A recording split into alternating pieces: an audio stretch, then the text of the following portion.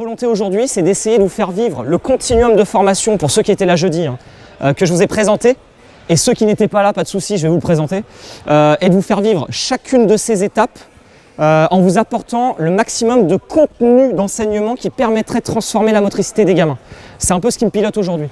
Ça veut dire qu'aujourd'hui, j'ai un parti pris assez fort. Je ne vais pas vous faire un listing exhaustif de situations d'apprentissage. Alors j'en suis désolé, et de situations ludiques, etc. J'en suis désolé pour ceux qui s'attendaient à ça.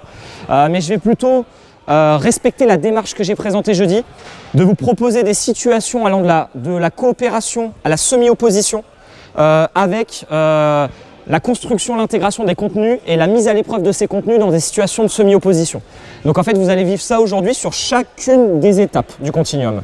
Jusqu'à cet après-midi, les enchaînements. Vous allez être dans le rôle de tireur quasiment toute la partie de la matinée et toute la partie de l'après-midi.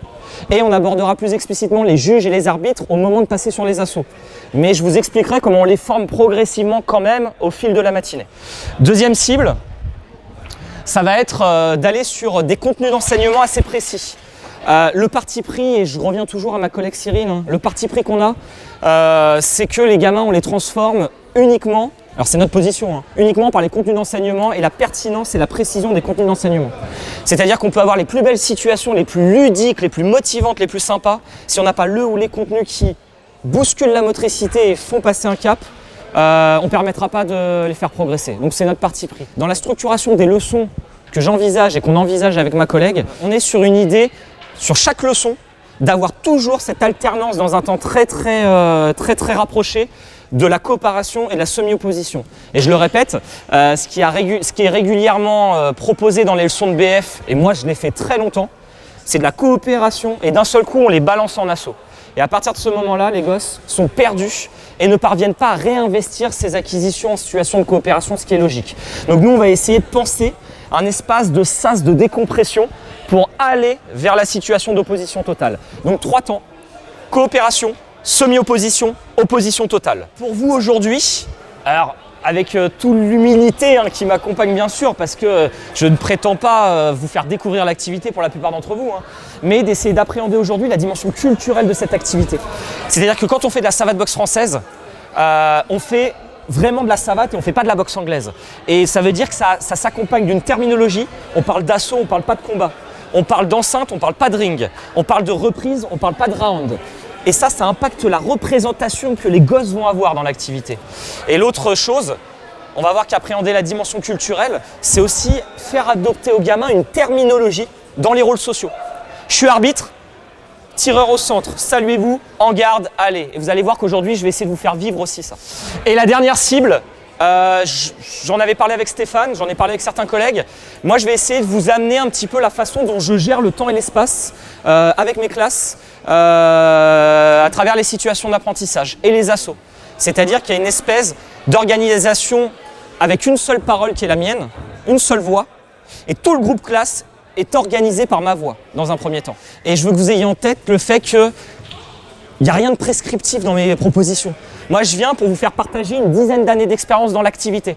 La particularité, c'est que je ne suis pas spécialiste de l'activité à la base. Alors certains se disent, mince, qu'est-ce que je viens faire ici peut-être mais en tout cas, je me dis être spécialiste dans le contexte scolaire de l'activité, mais pas dans le contexte fédéral. Et c'est peut-être ce qui, à mon sens, marque plus la EPS justement, d'avoir des gens qui viennent d'horizons différents complètement et qui n'ont pas s'embrigadement dans un carcan fédéral. Et ça, moi, je le défends. Donc, je vais me permettre une liberté, comme je vous avais dit. Voilà. Sur le continuum de formation, je vais reprendre les étapes que j'ai vues avec vous. Pour le tireur, ces 5 étapes me semblent être constitutives de ce que pourrait devenir un élève compétent dans l'activité savate boxe française dans le domaine scolaire. C'est-à-dire que je pars du principe que si on arrive jusqu'aux enchaînements, et que le gamin est capable de mobiliser les enchaînements en assaut, je considérerais que j'ai fait mon boulot en tant que prof de PS et que les élèves sont compétents dans l'activité. Et on sait que la bascule vers les enchaînements, bien souvent, est assez problématique parce que ça nécessite un niveau de maîtrise un peu supérieur sur l'activité. Et donc, ce matin, on vivra le contrôle de la puissance, qui est bien souvent ce qui génère des appréhensions chez les collègues. Derrière, la maîtrise de la distance, qui est l'une des particularités de l'activité, toucher à distance. Et quand le rapport de force sera largement favorable à l'attaque, on redonnera des pouvoirs à la défense.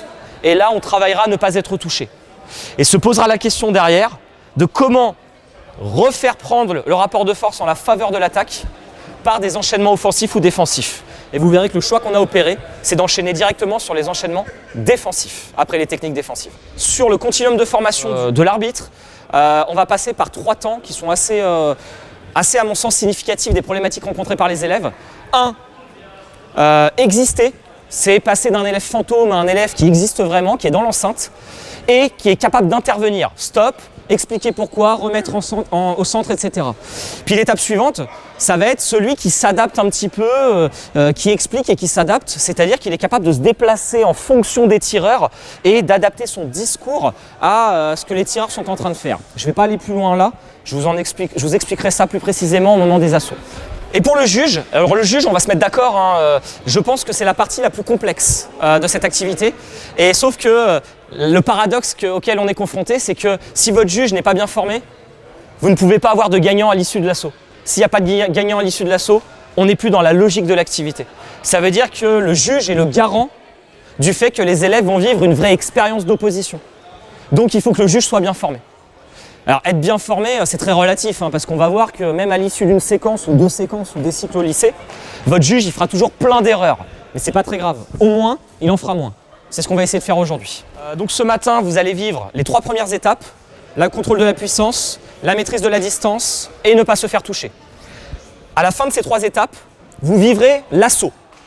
Et moi, je vous donnerai des indications sur ce que vous pouvez mobiliser dans l'état actuel de l'avancée de votre expérience en assaut et ce que vous pouvez faire en tant que juge et arbitre. Cet après-midi, j'aurai une démarche avec vous qui sera totalement différente. Je serai beaucoup plus dans la proposition, vous l'expérimentation et la gestion par vous-même des choses au sein de vos petits regroupements.